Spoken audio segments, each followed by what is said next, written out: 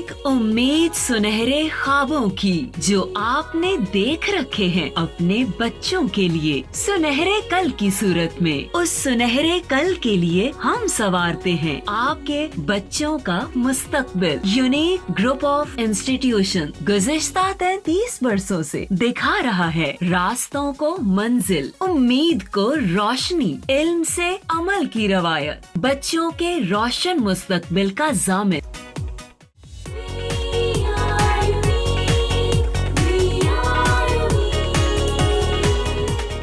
बिस्मिल्लाहिर्रहमानिर्रहीम। अस्सलाम वालेकुम डियर स्टूडेंट्स, कैसे हैं बच्चों आप लोग? जी, थैंक्स गॉड कि हमारा चैप्टर 4 कंप्लीट हो चुका है। Now we are on chapter 5। बच्चों, चैप्टर 5 स्टार्ट करने से पहले एक बात मैं आपसे ज़रूर एक एडवाइस करूँगी कि कुछ टॉपिक ऐसे होते हैं जिनको आप जब आपका मूड होता है आप समझते हो, दैट्स फाइन। चैप्टर 5 की डिमांड ये है कि आप इसके पहले लेक्चर से लेकर एंड ऑफ दिस लेक्चर तक बिल्कुल एक सीक्वेंस से ज़रूर एक कंसंट्रेशन के साथ इस चैप्टर को समझेंगे। होता क्या है, ये एक मुसलसल डिस्कशन होने वाला, ये मुसलसल एक तरतीब से होने वाला प्रोसेस है। सेल साइकिल अभी है क्या ये मैं बाद में बताती हूँ।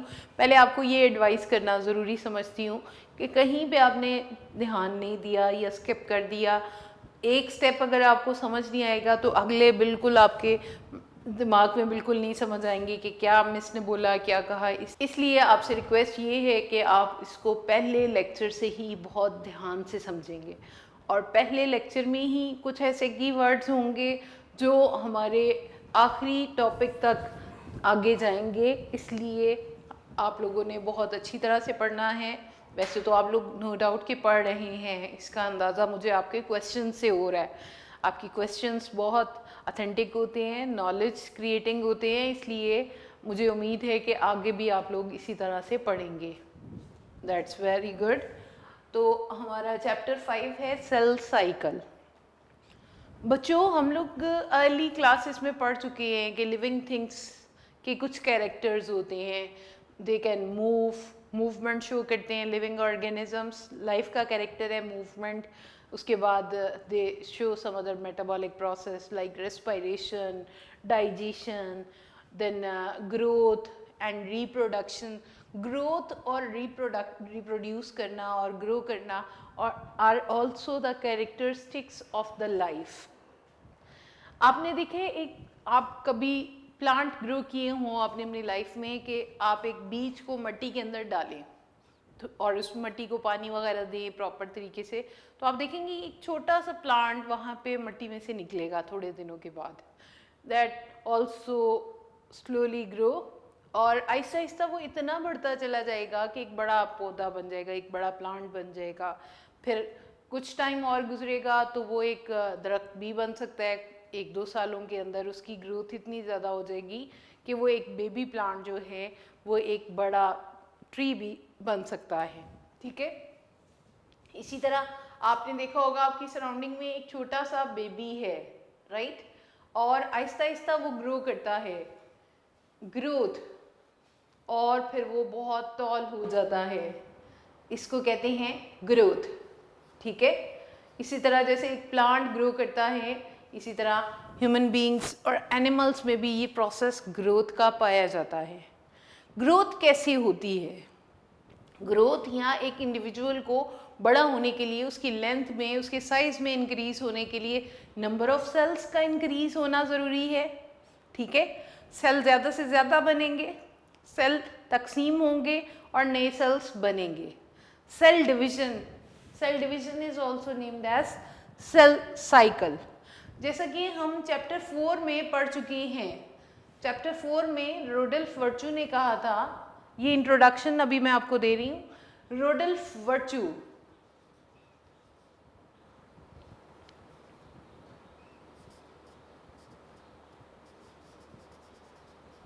ओ many सेलुला E सेलुला, O many सेलुला E सेलुला। all new cells arise from pre-existing cells. Very important principle.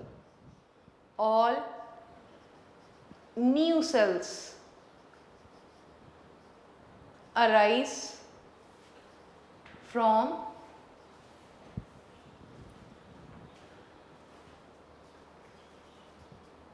pre-existing cells या पहले से मौजूद सेल्स.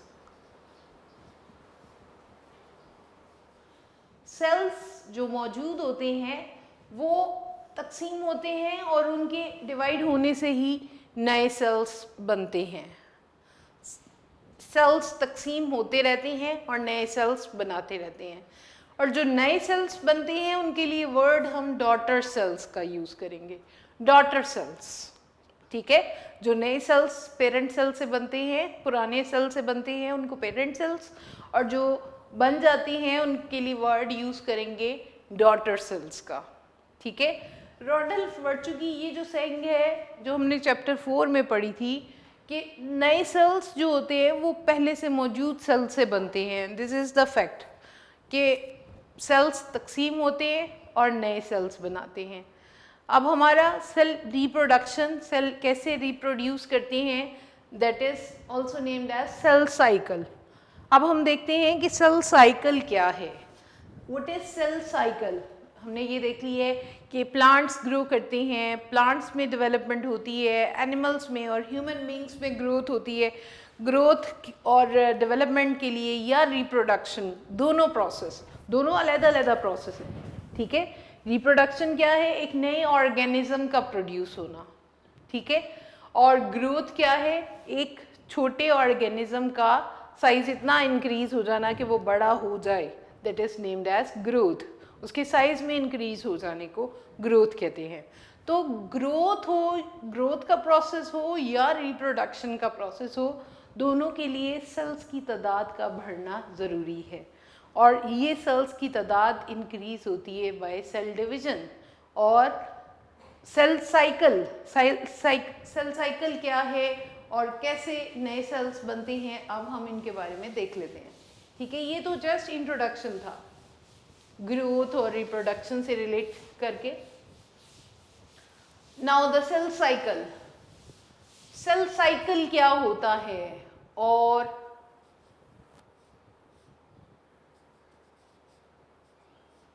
कुछ ऐसे मेटाबॉलिक रिएक्शंस होते हैं साइक्लिक फॉर्म में.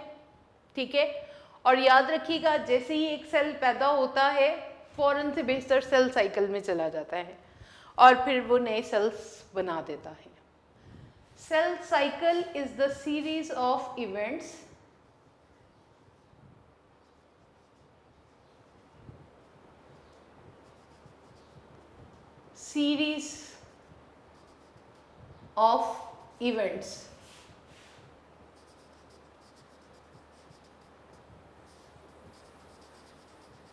from the time a cell is produced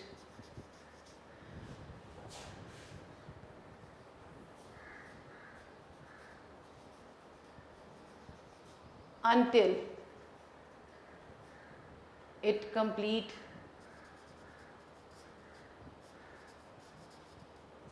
mitosis. Mitosis cell division का नाम है.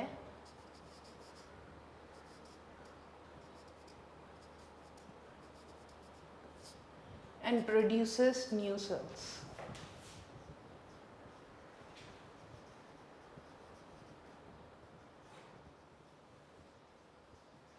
क्या है सेल साइकिल? एक सीरीज ऑफ इवेंट्स, मुसलसल मरहलावार होने वाले इवेंट्स हैं. कुछ ऐसी चेंजेस हैं कब से स्टार्ट होंगी? जब एक सेल पैदा हुआ. जैसे ही एक सेल पैदा हुआ वो इवेंट्स होने लग गए, वो तमाम प्रोसेस होने लग गए, और उस वक्त तक जब तक वो सेल डिवीजन कर लेगा और नए सेल्स बना लेगा. ठीक है बच्चों. यहाँ पे सेल साइकिल में हमारे डिवीजन की टाइप माइटोसिस डिस्कस हुई है. हम सेल डिवीजन में सेल साइकिल तो पढ़ेंगे ही, सेल डिवीजन की यहाँ पर 2 टाइप्स पढ़ने वाले हैं. There are two types of cell division, याद रखिएगा, माइटोसिस एंड मियोसिस। किन में माइटोसिस होती है, किन में मियोसिस होती है, ये हम अभी बाद में देखते हैं। अभी हम सिर्फ फोकस करने वाले हैं सेल साइकिल को। सेल साइकिल, जो भी सेल बन जाता है it will undergo cell cycle, वो सेल साइकिल के अंदर होता है। बनने के बाद वो क्या करेगा, वो कुछ ऐसी अपनी सेल के अंदर चेंजेस करेगा, अपने आप को तैयार करेगा और फिर फर्दर डिवाइड करके नए सेल्स बना लेगा। That is named as cell cycle. Cell cycle is the series of events from the time a cell is produced until it complete mitosis या cell division, it complete cell division and produces new cells। हमारी book में definition उन्होंने mitosis का word use कर दिया है, मैंने आपके लिए वर्ड सेल डिविजन ही रखा है कि अब सेल बना, पैदा हुआ, ठीक है, और वो एक सीरीज ऑफ इवेंट्स में चला गया और अपनी डिवीजन कंप्लीट की, डिवाइड हुआ और नए सेल्स पैदा कर दिए। ठीक है, सिंपल लफ्ज़ों में कि एक नया सेल जो पैदा हुआ है अपनी पैदाइश के बाद फ़ौरन सेल साइकिल के पीरियड में आ जाता है। उसमें वो अपने आप को तैयार करेगा, अपने आप को अपनी बॉडी के अंदर कुछ चेंजेस लेके आएगा कि सेल डिवीज़न के लिए तैयार हो जाए, और उसके बाद सेल को डिवाइड करके नए डॉटर सेल्स बना देगा। जो सेल डिवाइड हो रहा होता है उसको पेरेंट सेल कहते हैं, और जो नए सेल्स प्रोड्यूस हो जाती हैं उनको हम डॉटर सेल्स कहते हैं। ठीक है बेटे, तो cell cycle consist of two major phases. अगर देखा जाए तो डेफिनेशन में ही पता चल रहा है, एक सेल प्रोड्यूस हुआ, उसने माइटोसिस की और नए सेल्स पैदा कर दिए। इस सेल साइकिल की दो बड़ी फेजेस हैं। Cell cycle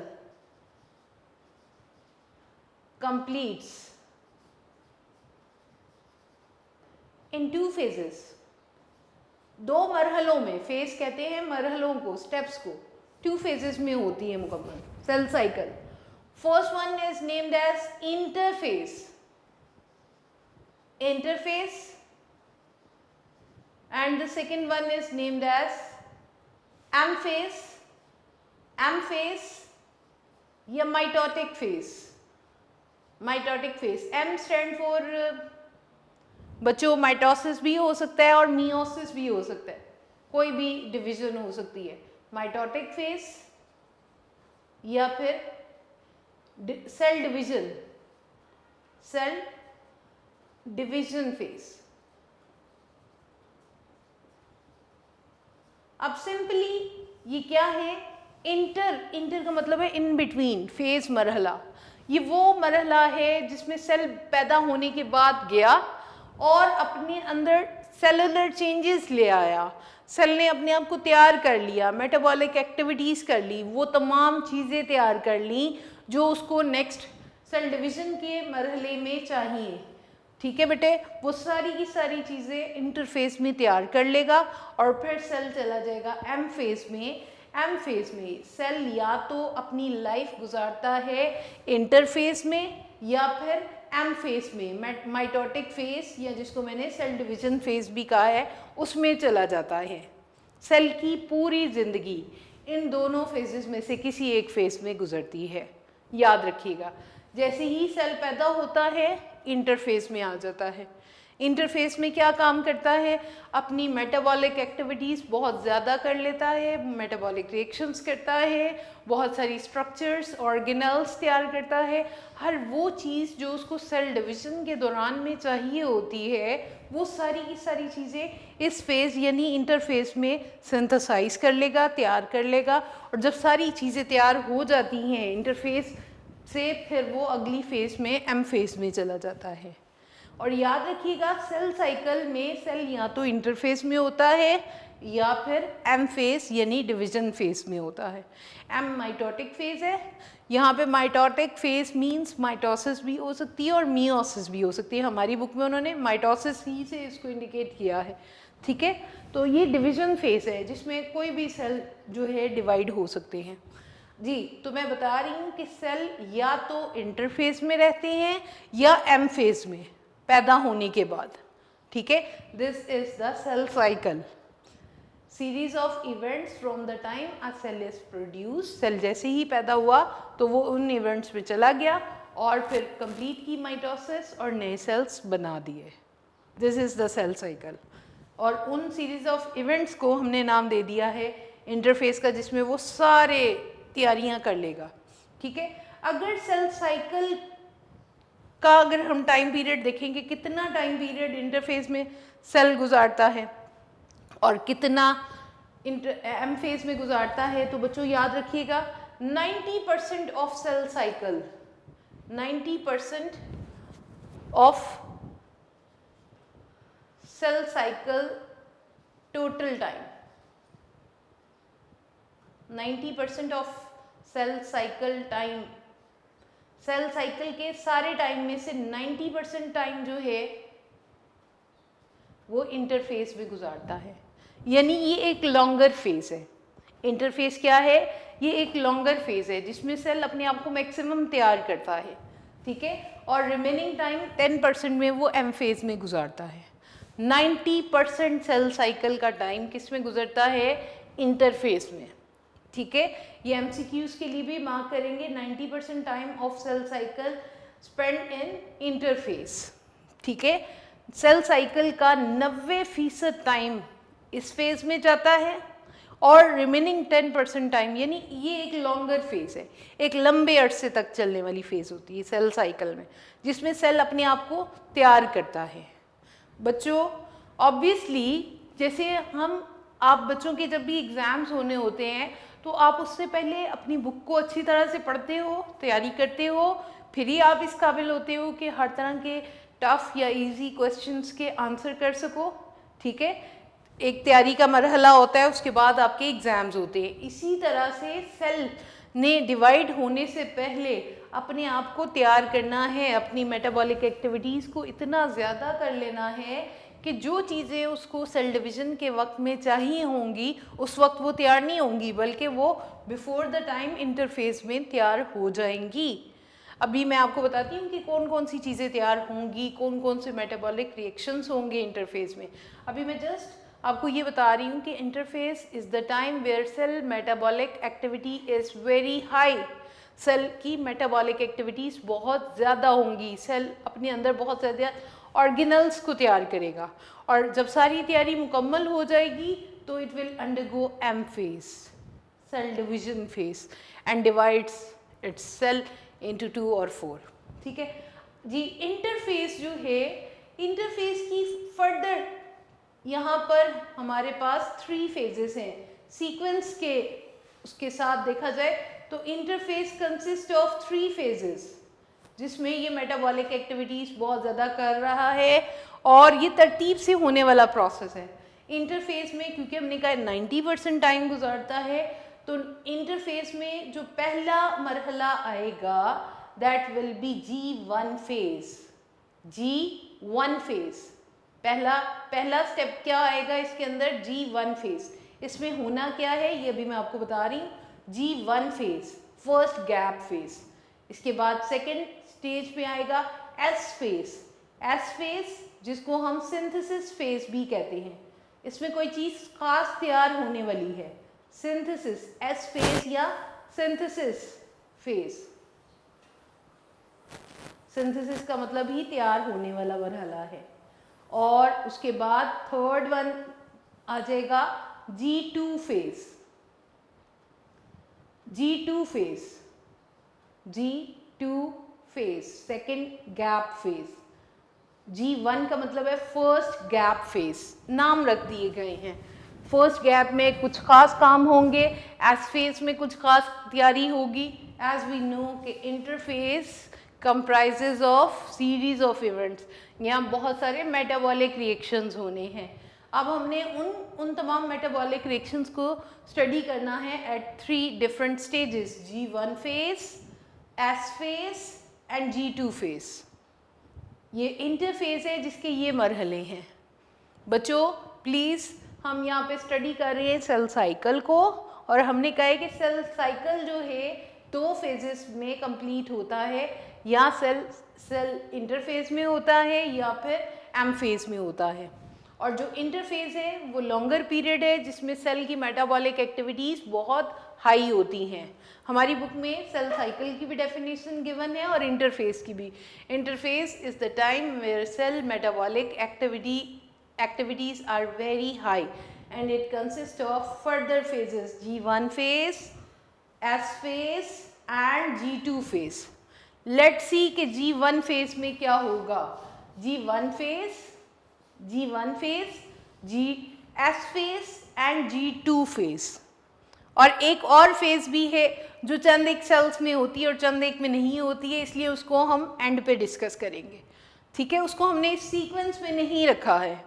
G1 phase, first gap phase, ये क्या है, इसमें क्या होगा G1 फेज में, G1 phase first gap phase में सेल की मेटाबॉलिक एक्टिविटीज बहुत ज़्यादा हो जाएंगी। और कब आते हैं G1 फेज में, जैसे ही एक नया सेल पैदा हुआ, एक सेल प्रोड्यूस हुआ है तो उसकी मेटाबॉलिक एक्टिविटी स्टार्ट हो गई और वो फौरन इंटरफेज के G1 फेज में आ गया, फौरन जैसे ही सेल पैदा हुआ। After a cell produced it will undergo in G1 phase, ये एंटर हो जाएगा G1 फेज में। After a cell is produced it will be in G1 phase, first gap phase, first gap phase G1 phase में आ जाएगा, जिसमें इसकी metabolic activities will be very high. Cells metabolic activities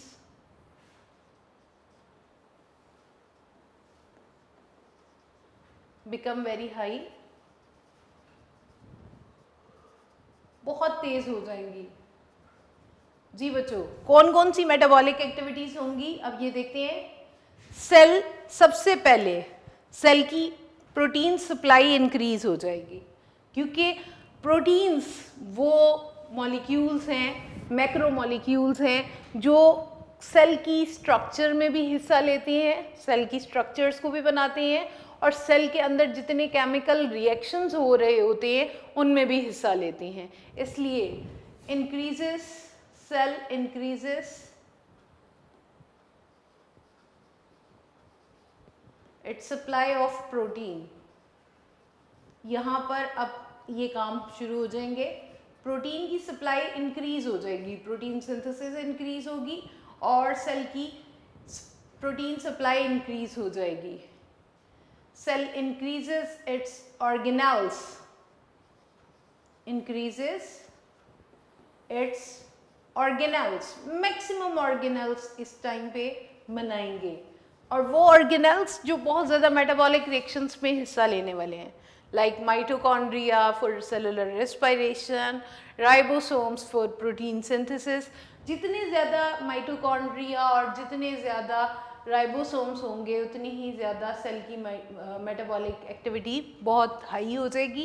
इसलिए यहाँ पर इस टाइम पीरियड में ऑर्गेनल्स, माइटोकॉन्ड्रिया और राइबोसोम्स, ये सारे इनका नंबर इंक्रीज हो जाएगा।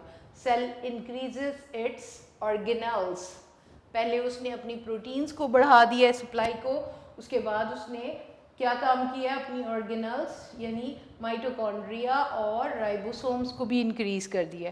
जब ऑर्गेनल्स इंक्रीज होंगी तो सेल का साइज भी ऑब्वियसली इंक्रीज हो जाएगा। Cell size will increase, cell increases its size. बच्चों, जब ऑर्गेनल्स इंक्रीज होंगी तो साइज भी इंक्रीज हो जाएगा। ठीक है, ये तीन काम हो रहे हैं अभी तक जो हमने स्टडी कर लिए हैं। Supply of proteins, then increases its organelles, then increases its size, size में इजाफा हो गया सेल के। और फोर्थ फंक्शन होगा cell prepare some special enzymes, cell prepare enzymes. अब एंजाइम्स क्या चीज़ होती है और यहाँ पर क्या काम करने वाले हैं। एंजाइम्स भी by nature, enzymes are proteins, ये भी प्रोटीन से ही बने हैं।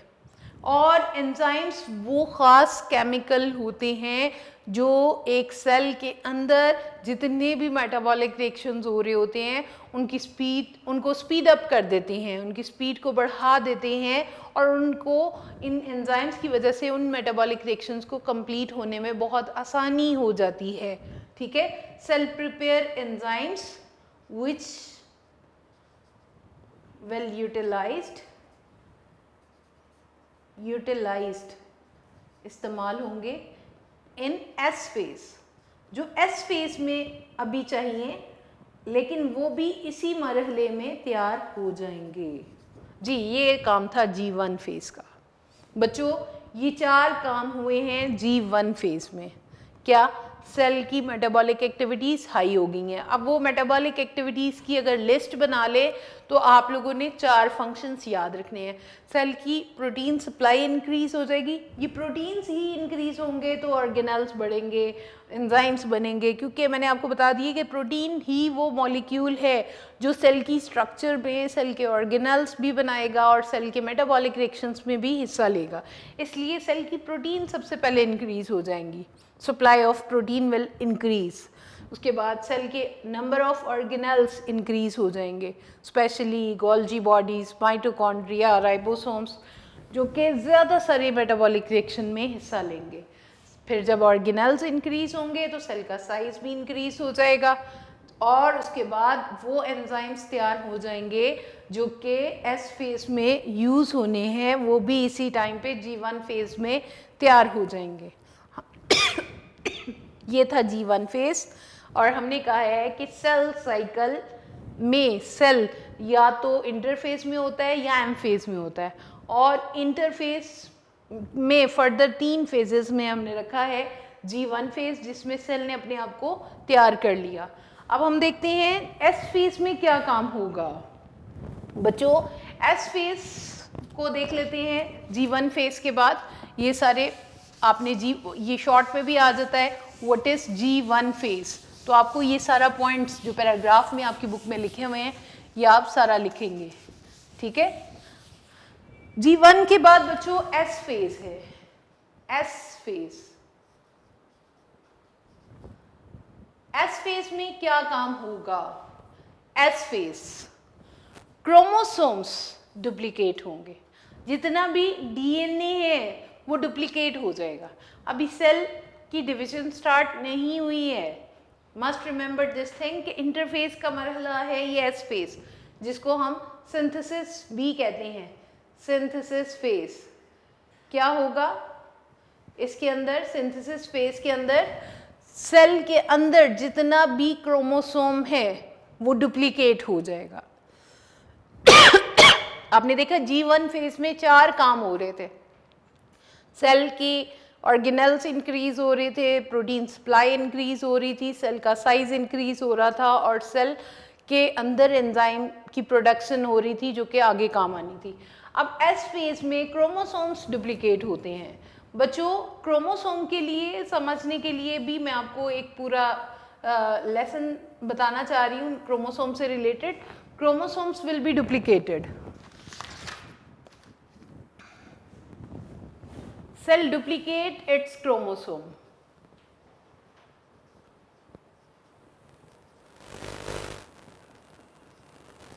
Its chromosome. अब क्रोमोसोम को देख लेते हैं। हम प्रीवियस चैप्टर में चैप्टर 4 में क्रोमोसोम और क्रोमेटीन पढ़ चुके हैं। बच्चों, लूज थ्रेड लाइक फॉर्म में होते हैं तो क्रोमेटीन है। This one is the chromatin. Chromatin, chromatin क्या होता है? लूज थ्रेड लाइक फॉर्म में, लूज थ्रेड। और जब यही कंडेंस होते हैं, क्रोमेटीन कन्वर्टेड इनटू क्रोमोसोम्स। जब ये कंडेंस होता है तो ये इस शेप में आ जाता है। This is named as chromosome. This is named as chromosome. ये मैंने आपको डिफरेंस प्रीवियस चैप्टर में भी बताया था। ये लूज थ्रेड लाइक फॉर्म में है, जबकि ये कंडेंस फॉर्म में है। इसमें यही जो थ्रेड था ये सिकुड़ गया है, कंडेंस हो गया है, कंडेंस्ड फॉर्म। स्ट्रक्चरली चेंजेस हैं लेकिन केमिकल दोनों का सेम है, ये भी बात हम पढ़ चुके हैं। Chromosomes are composed of DNA and protein, DNA और प्रोटीन से मिलकर बने होते हैं। ठीक है बेटे, डीएनए और प्रोटीन से मिलकर ये बने हुए हैं। अगर cell loose thread like form में होते हैं तो क्रोमेटीन है, जब सेल डिवाइड नहीं हो रहा होता तो ये लूज थ्रेड लाइक फॉर्म में होते हैं, क्रोमेटीन। और जब सेल डिवाइड होने का टाइम आता है तो यही कंडेंस हो जाता है, यही इस फॉर्म में आ जाता है, that is named as chromosome. याद रखिएगा, centre of this chromosome is named as, this centre is named as centromere. इसको क्या कहते हैं? सेंट्रोमियर का नाम देते हैं। और ये जो इसके आर्म्स हैं या स्टैंड्स जो हैं, these are named as chromatids. इसको क्या नाम देंगे? क्रोमेटिड्स का। बच्चों अब आपके सामने 3 टर्म्स हैं, first one is chromatin, chromosome and chromatids. इनको आज आप यहाँ पर अच्छी तरह से कॉन्सेप्ट को क्लियर रखेंगे। बहुत सारी जगहों पे हमने ये वर्ड्स यूज़ करने हैं। What is chromatin? जब chromosome loose thread like form में होते हैं, और जब यही कंडेंस फॉर्म में आ जाती है, they are named as chromosome. ठीक है, और क्रोमोसोम के स्टैंड को हम कहते हैं chromatids, and the centre of chromosome is named as centromere. Centromere, ये पूरे चैप्टर में ये टर्म्स यूज होनी है, आप यहाँ पे नोट कर लो। अभी यहाँ पे तो हम 1-2 वर्ड्स ही यूज करेंगे एस फेज में, लेकिन यहाँ पर आप इन चीज़ों से फेमिलियर हो जाएं। क्रोमेटीन क्या है, क्रोमोसोम क्या है। क्रोमेटीन और क्रोमोसोम स्ट्रक्चरली डिफरेंट होते हैं, लेकिन केमिकली दोनों एक ही चीज़ से मिलकर बने हैं, डीएनए और प्रोटीन से। Chromatin loose thread like form में होती है, जबकि क्रोमोसोम्स जब कंडेंस हो जाती है क्रोमेटीन तो एक प्रॉपर शेप में आ जाते हैं, थिक हो जाते हैं। यही क्रोमेटीन जब बहुत ज़्यादा थिक हो जाते हैं, कंडेंस हो जाते हैं, they are in the form of chromosome. और क्रोमोसोम के स्टैंड्स को नाम देते हैं क्रोमेटिड्स का। द स्टैंड्स या arms of chromosome are named as chromatids, and the centre of chromosome is named as centromere. Centromere. अब यहाँ पर एस फेज में क्या हो रहा है? क्रोमोसोम डुप्लीकेट हो रहे हैं। अब ये डुप्लीकेशन मैं दिखाने जा रही हूँ आपको। बेटे this one is single chromatid ऊपर और एक ही क्रोमेटिड नीचे है, and this is the centromere. जब एस फेज होगी तो क्या होगा? आफ्टर एस फेज जिसमें क्रोमोसोम डुप्लीकेट हो रहे हैं, तो यहाँ पर 2 क्रोमेटिड्स बन जाएंगे आफ्टर एस फेज। ठीक है, दीज क्रोमेटिड्स, अब जो 2 क्रोमेटिड्स बन गए हैं, these 2 are named as sister chromatids। इन दोनों को नाम देंगे। अब एक साइड पे ये जो 2 क्रोमेटिड्स हैं, these are named as sister chromatids।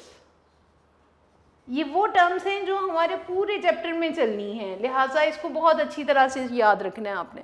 ठीक है, sister chromatids. Cell duplicate its chromosome and each chromosome contain 2 sister chromatids। ये था before S phase। ठीक है, और जब इसने अपने दोनों क्रोमेटिड्स को ऊपर और नीचे वालों को डुप्लीकेट कर लिया तो 2 सिस्टर क्रोमेटिड्स बन चुके हैं। Each chromosome have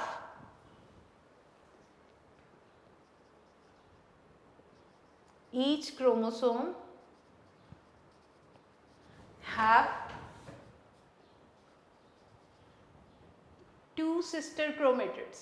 इनको सिस्टर क्रोमेटिड्स का नाम देंगे, सिस्टर क्रोमेटिड्स। जब एक क्रोमोसोम एस फेज में अपने क्रोमोसोम्स को, अपने डीएनए को डुप्लीकेट करेगा, तो डीएनए को डुप्लीकेट होने के नतीजे में ये दोनों स्ट्रैंड्स के अंदर एक जैसा डीएनए पाया जाएगा। So these are named as 2 sister chromatids। 2 sister chromatids। G1 phase में आपने कहा कि सेल का साइज, सेल की प्रोटीन्स, ऑर्गेनेल्स और एंजाइम्स प्रोडक्शन होगी और सब में इजाफा होगा। एस फेज में एक ही काम होना है, सेल डुप्लीकेट इट्स क्रोमोसोम और each chromosome have 2 sister chromatids. यहाँ पे मैंने इसको बता भी दिया कि एस फेज में किस तरह से हो रहा है।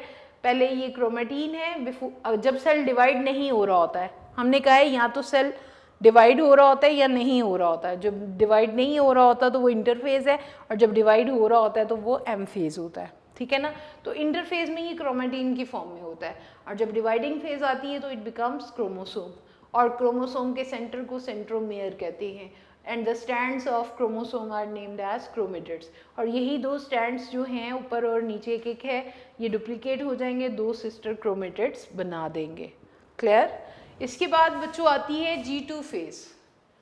G2 फेज, इसमें भी एक ही काम होना है। G2 फेज में कुछ खास प्रोटीन्स बनती हैं। प्रोटीन्स तो G1 फेज में भी बनी है, लेकिन यहाँ पर G2 फेज में वो प्रोटीन्स बनेंगी जो कि सेल की डिवीजन के दौरान में स्पिंडल फाइबर्स बनाने में यूज़ होती हैं। ट्यूबुलिन प्रोटीन, यहाँ पे नाम तो नहीं यूज़ हुआ ट्यूबुलिन का, लेकिन आगे हम सेल डिवीजन में यूज़ करेंगे। तो during G2 phase cell synthesise proteins, special proteins which are used to make spindle fibres. और ये इतनी स्पेशल प्रोटीन्स होती हैं कि अगर इंटरफेस में G2 में ये प्रोटीन्स तैयार ना हुई हों, अगर ये प्रोसेस G2 में ना हुआ हो तो सेल M फेज में, यानी G2 के बाद जो M फेज एंटर होना है, डिवाइडिंग फेज आनी है, उसमें नहीं जाता है।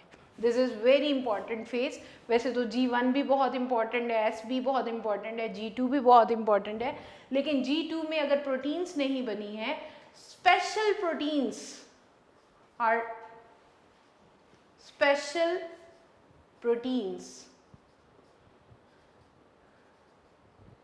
are made in this phase which are used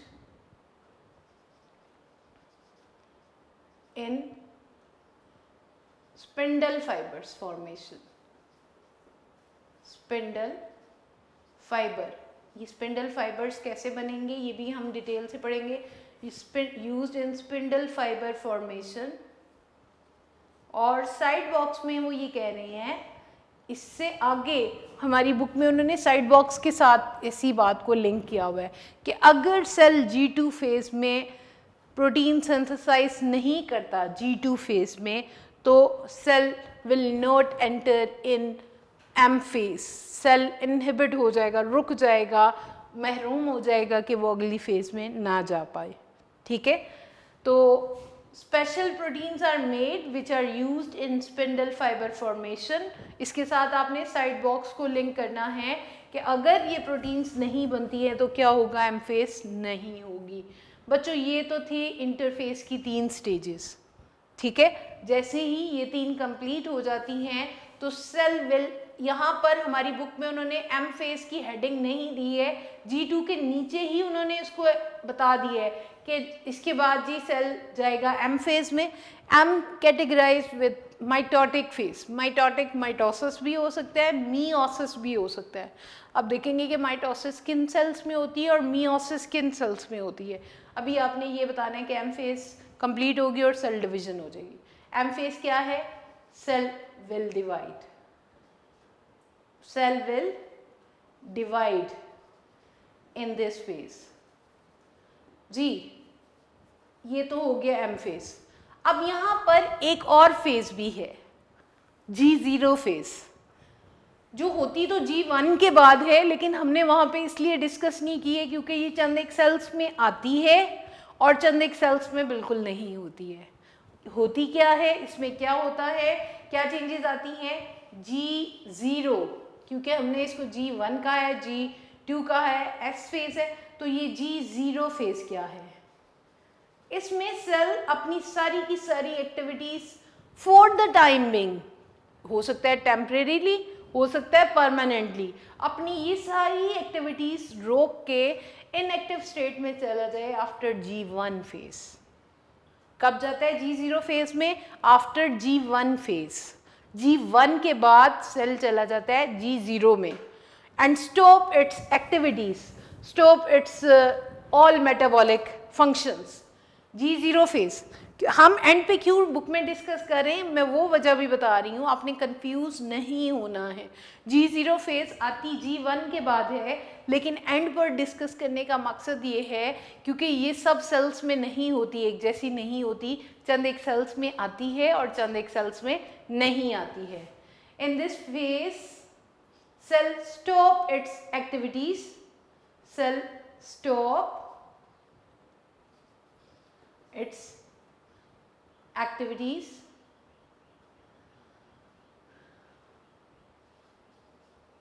metabolic activities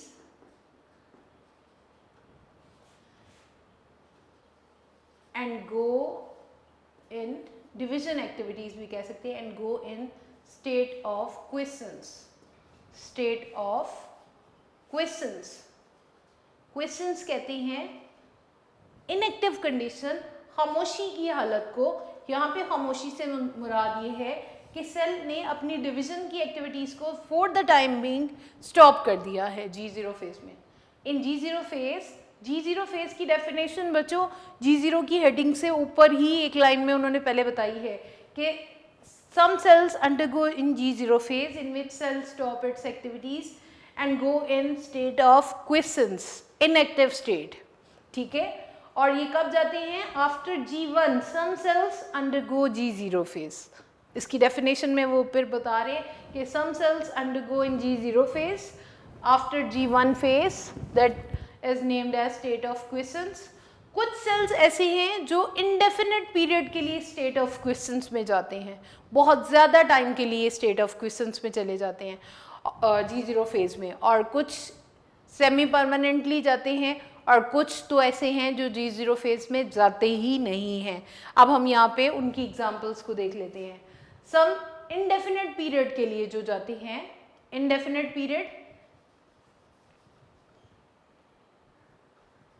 indefinite period यानी उनके ये वाली स्टेट कभी ख़त्म ही नहीं होगी। इनडेफिनेट पीरियड यानी G0 फेज या इनएक्टिव स्टेट में जब वो रहेंगे तो डिवाइड नहीं होंगे। तो एग्जाम्पल है इनकी न्यूरॉन सेल्स। बच्चों न्यूरॉन सेल्स हमारे ब्रेन में पाए जाते हैं। आपको ये बात तो पता है ना कि ब्रेन सेल्स जब एक बार डिवाइड हो जाते हैं तो नए सेल्स नहीं बनते हैं, इसीलिए ये G0 फेज में इंडेफिनिट पीरियड के लिए रहते हैं, because the sales do not undergo division phase. क्योंकि एक बार जब ये बन जाते हैं, बहुत रेयर ऐसा होता है, ये कुछ लैब टेक्निक्स होती हैं कि न्यूरॉन सेल्स बन जाते हैं, वरना नॉर्मल कंडीशन में ग्रोथ नहीं करते हैं न्यूरॉन सेल्स, इसलिए ये इंडेफिनिट पीरियड में ही रहेंगे।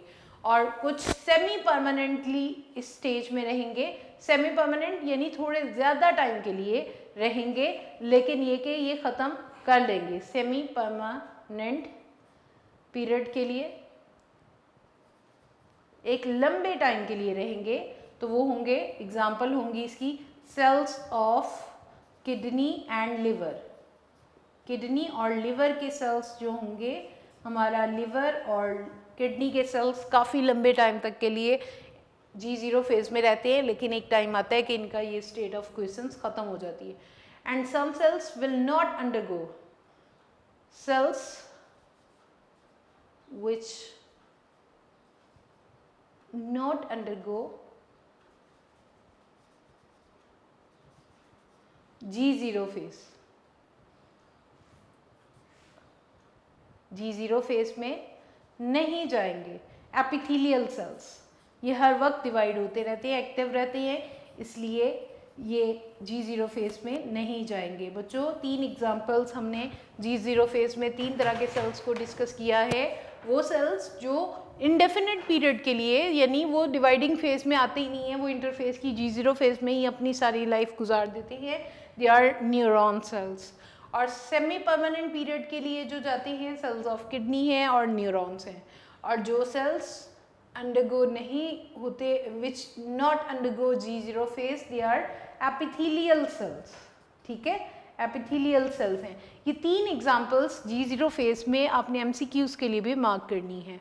अच्छा बेटे, ये एट द एंड हमारी बुक में उन्होंने एक साइकिल ड्रॉ किया हुआ है। यहाँ पे मैं साइकिल भी ड्रॉ करके दिखा देती हूँ। पहले मैं आपको इनके बारे में गो थ्रू कर लेते हैं। सेल साइकिल क्या है? Cell cycle is the series of events from the time a cell is produced until it complete mitosis, cell division and produces new cells।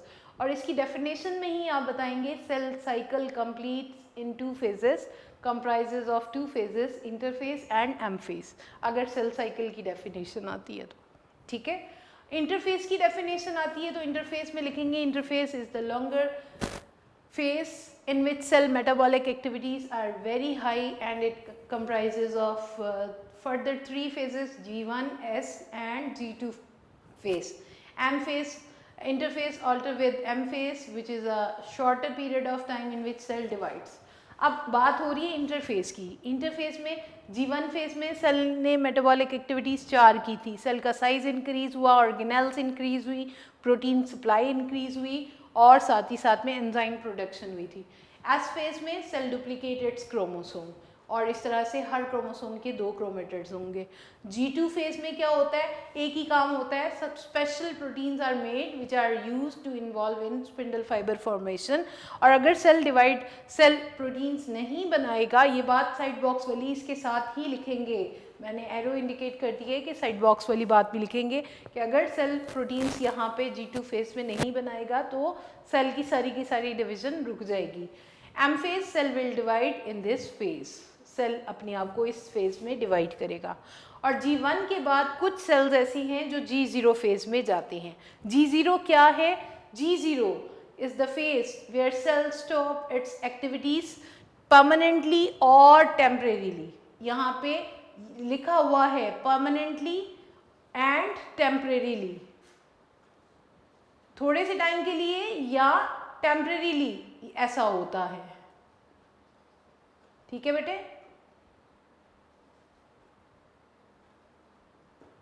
Temporarily ऐसा होता है।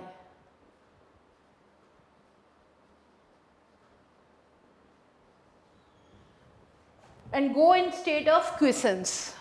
G0 फेज में 3 तरह के सेल्स हैं। इंडेफिनिट पीरियड में न्यूरॉन सेल्स हैं, semi permanent period में cells of kidney and liver हैं और cells which will not undergo G0 phase epithelial cells हैं। इन तीनों पॉइंट्स को आप MCQs के लिए भी मार्क करेंगे। अब इसको हमारी बुक में उन्होंने इन्हीं को एक साइक्लिक फॉर्म में भी बताया है। If this is the cell containing nucleus और ये उसका क्रोमोसोम है,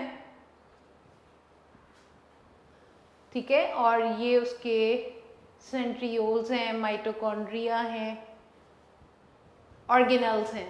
it will undergo in interface.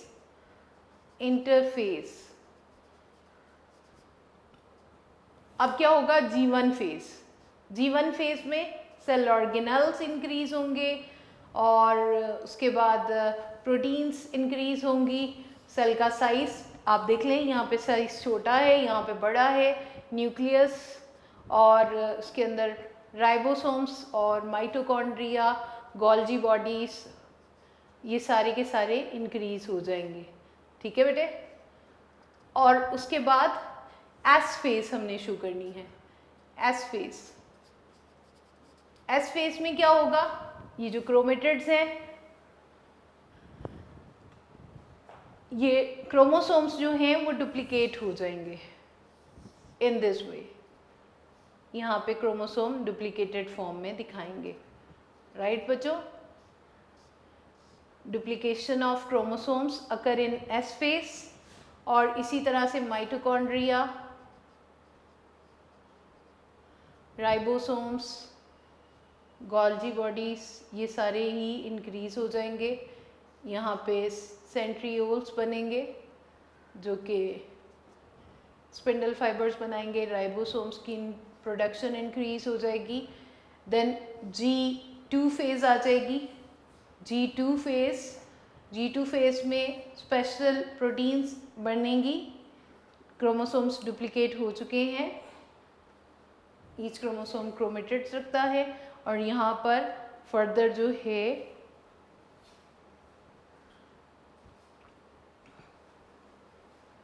अब ये सेल डिवाइड होगा G2 के बाद M फेज में जाएगा। M मैंने आपको कहा है कि बुक में उन्होंने M को यहाँ पे स्पेसिफाई तो किया है, माइटोटिक फेज, माइटोसिस भी कह सकती हैं, मियोसिस भी हो सकती है। और M फेज के बाद सेल डिवाइड होकर 2 सेल्स बना देगा। यही सेल्स डिवाइड होंगे, ये एक सेल डिवाइड होगा और इस तरह से इसके अंदर अगेन क्रोमोसोम्स और ये प्रोटीन्स, इस तरह से ये 2 डॉटर सेल्स बना देगा। इस तरह से ये सेल साइकिल आपकी बुक के ऊपर ड्रॉ किया गया है। सेल साइकिल बच्चों, सेल साइकिल जो है एक सीक्वेंस, एक डायरेक्शन के साथ चलने वाला प्रोसेस है। सीक्वेंस मीन तरतीब से चलने वाला प्रोसेस है। इट मीन्स के इंटरफेस स्टार्ट हुई है G1, then S phase, then G2, then M phase, dividing phase. Interphase non dividing phase है, M फेज डिवाइडिंग फेज है। ठीक है बेटे, तो आप ये याद रखिएगा कि ये एक तरतीब से होने वाला प्रोसेस है, एक सीक्वेंस, एक ऑर्डर के साथ होने वाला प्रोसेस है। कहीं पे ऐसा नहीं होगा कि ये रिवर्स हो जाए, वापस से आके अपनी दोबारा चेंजेस को कंप्लीट करे और फिर उस स्टेज में आ जाए। नहीं, ये रिवर्स नहीं होगा। जहाँ पे कोई कमी रह जाएगी उसकी वजह से सेल डिवीजन कंप्लीट नहीं होती है। ठीक है, तो ये रिवर्स क्यों नहीं होता? रिवर्स इसलिए नहीं होता क्योंकि ये एक सीक्वेंशियल सीक्वेंस के साथ, तरतीब के साथ और डायरेक्शन के साथ चलने वाला प्रोसेस है। इसलिए इसको ऑर्डर्ड फॉर्म में ही आपने एक्सप्लेन करना है, आपने इसको समझना है। बेटे आज आपने इसको ज़रूर अच्छी तरह से याद करना है। ये सारे शॉर्ट भी हैं। G1 फेज सेल साइकिल की डेफिनेशन, इंटरफेस की G1, S, G2 और G0, ये सारे शॉर्ट हैं और ये एज अ लॉन्ग भी आया करता है। What is cell cycle, explain it. तो इसमें आपको ये सारा साइकिल एक्सप्लेन करना है। ठीक है, अल्लाह हाफिज़।